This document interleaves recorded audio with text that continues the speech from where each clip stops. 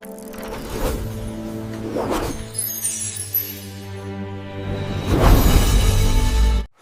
जंगल सिर्फ पेड़ों का झुंड नहीं है, ये जंगल सांस लेता है। इस जंगल की सबसे ऊंची सांस थी बाज। वो कोई साधारण पक्षी नहीं थी। उसकी आंखें सिर्फ शिकार नहीं ढूंढती थीं, वो इंसान के दिल के भीतर झांक लेती थीं। अच्छा इंसान हो या बुरा, डर लेकर आया हो या लालच, उसकी नजर से कुछ भी छुपा नहीं रहता था। ये जंगल मेरा घर है। इन पेड़ों की जड़ें मेरी नसों जैसी हैं और जो भी यहाँ कदम रखता है उसका इरादा मुझसे छुपा नहीं रहता। इस जंगल के किनारे कुछ लोग रहते थे। वो लकड़ी नहीं काटते थे, पेड़ों से इजाजत लेते थे। वो शिकार नहीं करते थे, जरूरत भर लेते थे। और सबसे जरूरी बात, वो बाज की उड़ान को समझते थे। उन्हें पता था, अगर बाज आसमान से नीचे आने लगे, अगर उसकी उड़ान बेचैन हो जाए, तो समझ लो जंगल को खतरा है। बेटा, आज बाज बहुत नीचे उड़ रही है। बाबा, शायद मौसम बदलने वाला है। नहीं, मौसम नहीं बदलता बेटा, नीयत बदलता है। और तभी जंगल ने पहली बार कराह सुनी। ये आवाज इस जंगल की नहीं थी। ये आवाज, ये हाथ, ये इंसान जंगल से नहीं है। वो इंसान लकड़ी काटने नहीं आया था। उसकी कुल्हाड़ी पेड़ के लिए नहीं उठ रही थी, वो जमीन को देख रहा था। जंगल की उस लकड़ी के नीचे एक ऐसा सच दबा था, जो अगर बाहर आ गया तो सिर्फ जंगल नहीं, सब कुछ बदल जाएगा। लोग कहते हैं इस जंगल में कुछ खास है, आज सब सामने आ जाएगा।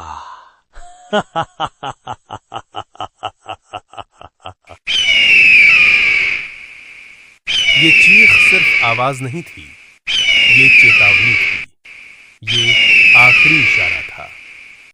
रुक जाओ इंसान, हर पेड़ को काटना तुम्हारा हक नहीं, हर जमीन के नीचे झांकना तुम्हारी सीमा नहीं। पक्षी मुझे डराएंगे, आज ये जंगल मेरा होगा। उस दिन बाज ने पहली बार किसी इंसान को साफ साफ बुरा देखा था, और उसी पल उसने फैसला कर लिया, अब वो सिर्फ देखेगी नहीं, रोकेगी। लेकिन सवाल ये है, एक बाज इंसान को कैसे रोकेगी? और वो इंसान इस जंगल में आखिर ढूंढ क्या रहा है? रात के बादल जंगल पर ऐसे झुकाए थे, जैसे आसमान भी कुछ छुपा रहा हो। ये कोई साधारण रात नहीं थी, ये वो रात थी जब जंगल सुन रहा था। वो इंसान अब भी वहीं था, उसी पेड़ के पास। अब कुल्हाड़ी लकड़ी के लिए नहीं उठी थी, वो पेड़ की तरफ नहीं देख रहा था। उसकी नजर जमीन पर टिक गई थी, बार बार, ठीक उसी जगह, जैसे उसे पहले से पता हो कहां वार करना है।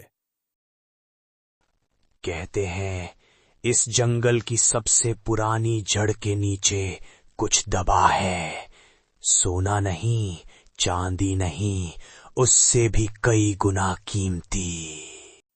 उसकी आंखों में लालच साफ दिख रहा था, लेकिन उसके पीछे डर छुपा हुआ था, क्योंकि वो जानता था ये जंगल हर किसी से कीमत वसूलता है।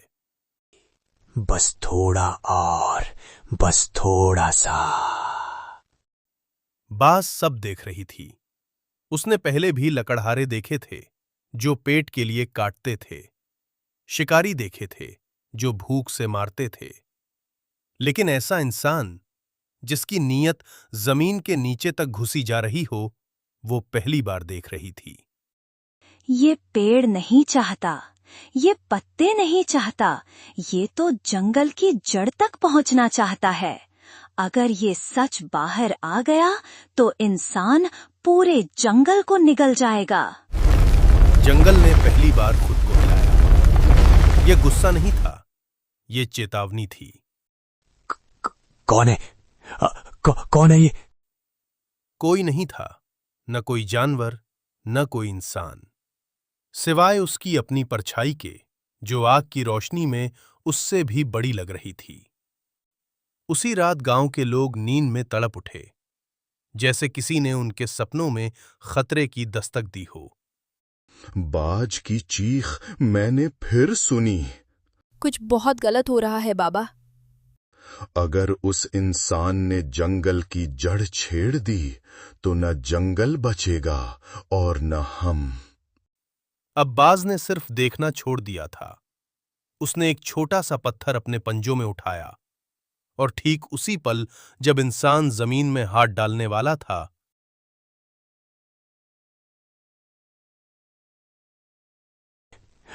कौन है ये?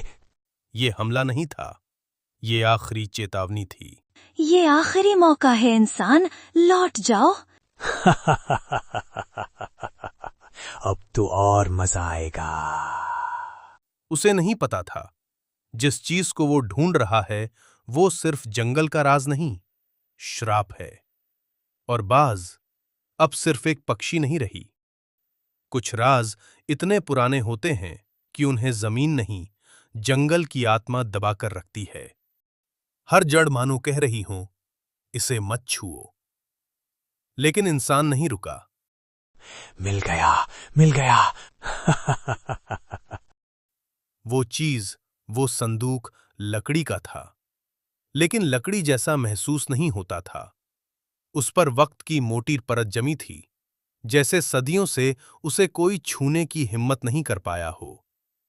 उस पर खुदे थे अजीब निशान, एक फैला हुआ पंख और उसके बीच एक आंख का निशान जो बंद था। बंद आंख, जैसे देखना नहीं चाहती हो या जैसे देखने से डरती हो। तो यही है जंगल का राज। उस निशान को देखते ही बाज की सांस थम गई। उसके पंख एक पल को कांप गए। ये वो संदूक है। बहुत साल पहले, जब इंसान जंगल से डरता नहीं था बल्कि उसे समझता था, तब एक लालची राजा इसी जंगल में आया था। उसने सुना था इस जंगल की आत्मा अमर है, और उसने सोचा अगर वो ताकत उसकी हो जाए तो वो भी अमर बन जाएगा। राजा ने जंगल की शक्ति कैद करने की कोशिश की, और तभी जंगल ने पहली बार अपना रखवाला चुना। वही पल था जब बाज सिर्फ पक्षी नहीं रही, रक्षक बनी। कहा जाता है, जो भी उस संदूक को पूरी तरह खोले उसे जंगल की असीम ताकत मिलती है, लेकिन बदले में वो अपनी इंसानियत खो देता है। लालच बढ़ता है, दिल पत्थर बन जाता है, और अंत में वो खुद एक श्राप बन जाता है। इसलिए मेरी नस्ल पीढ़ियों से इसे बचाती आई है। अब देखेंगे इसमें क्या है। बाबा, धरती कांप रही है। उसने मना किया हुआ छेड़ दिया। इतने सालों में बाज कभी किसी इंसान के इतने करीब नहीं आई थी। ये पल उसके लिए भी आसान नहीं था। अगर तुमने इसे खोला तो ये जंगल नहीं, पूरी दुनिया जलेगी। और अगर मैंने नहीं खोला तो मैं खाली हाथ लौट जाऊं। बस एक पल, बस आधा पल। और उसी पल संदूक के अंदर से एक काली धुंध रिसने लगी। वो धुंध जिंदा लग रही थी। नहीं! संदूक पूरा नहीं खुला था, लेकिन जो बाहर निकला वो वापस आसानी से जाने वाला नहीं था। और अब बाज को वो करना पड़ेगा जो उसने सदियों से नहीं किया, इंसान के खिलाफ खुला युद्ध।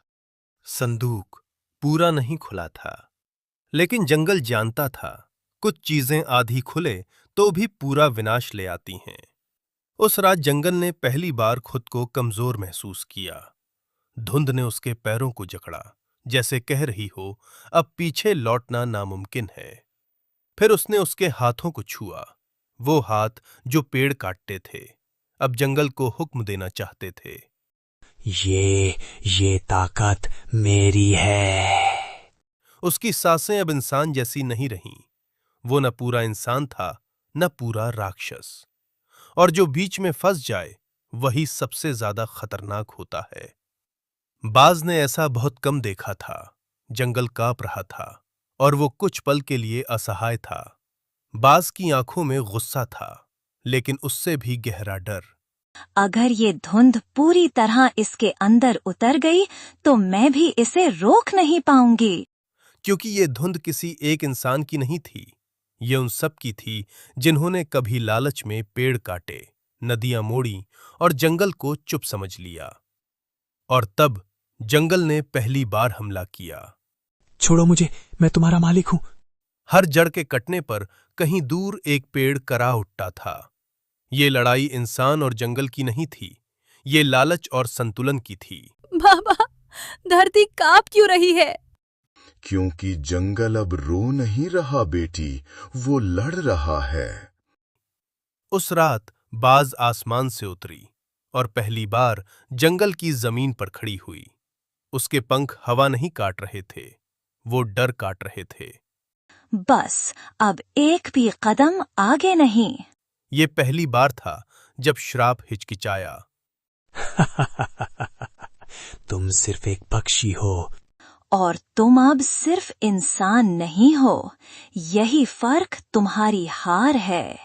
बाज जानती थी इस युद्ध में जीत बिना कुर्बानी के नहीं मिलेगी, और शायद वो कुर्बानी उसी की होगी।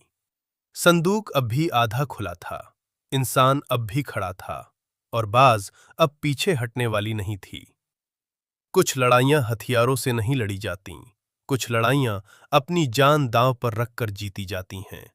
और बाज ये बात सदियों से जानती थी। उसने कभी किसी से नहीं कहा कि वो सिर्फ रखवाली नहीं करती, वो खुद कैद थी। मैं इस जंगल की पहली कुर्बानी हूँ। सदियों पहले जब ये संदूक पहली बार खुला था, तब इंसान ने जंगल से सिर्फ लकड़ी नहीं मांगी थी, उसने ताकत मांगी थी। जंगल को बचाने के लिए उसे एक चेतन आत्मा चाहिए थी, जो देखे, जो रोके और जो मर भी सके। और वही आत्मा बाज बनी। संदूक को पूरी तरह बंद करने के लिए 3 चीजें चाहिए थीं। पहला, जंगल की जड़ जो सब कुछ थामे रखे। दूसरा, इंसान की लालच भरी सांस जो श्राप को जगाए। और तीसरा, रखवाले की आत्मा जिसके बिना संदूक सिर्फ बंद दिखता है, असल में जिंदा रहता है। रुको, मैं सब छोड़ दूंगा, मैं वापस चला जाऊंगा। लेकिन अब उसकी आवाज में पछतावा नहीं था, सिर्फ डर था। अब देर हो चुकी है। पूरा जंगल गवाह बन गया, जैसे धरती कह रही हो, हम तैयार हैं। उस उड़ान में डर नहीं था, बस स्वीकार था। वो जानती थी ये वापसी की उड़ान नहीं है। जंगल, अब तुम्हारी बारी है। संदूक धड़ाम से बंद हो गया और इंसान जमीन पर गिर पड़ा। उसकी आंखों में अब लालच नहीं था, सिर्फ खालीपन। सुबह हुई, जंगल खड़ा था, जिंदा। बाज हमेशा रहेगी, बस दिखेगी नहीं। उस दिन के बाद कोई इंसान उस जंगल में लकड़ी काटने नहीं आया, क्योंकि लोग कहते हैं जब भी कोई बुरी नीयत से जंगल में कदम रखता है तो आसमान से एक साया जरूर गुजरता है।